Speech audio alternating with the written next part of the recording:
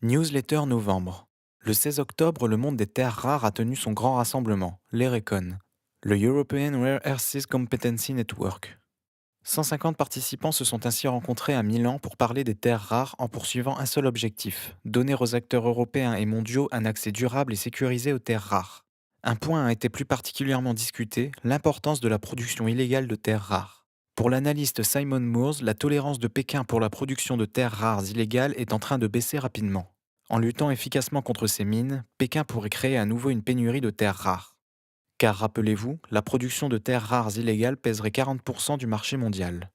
D'ailleurs, joignant le geste à la parole, Pékin a décidé en octobre d'accélérer sa lutte contre ces mines. Le gouvernement a lancé une campagne contre ces installations qui devrait s'étaler jusqu'au 31 mars 2015.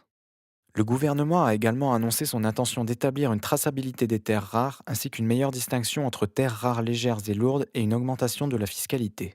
Cette réorganisation devrait notamment réduire l'offre de terres rares lourdes à l'exportation.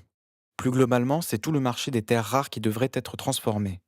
Comme le résume le géant chinois de la mine Minmetals, puisque la production légale a cru modestement ces dernières années, la plus grande répression contre les mines illégales va diminuer la production globale de la Chine.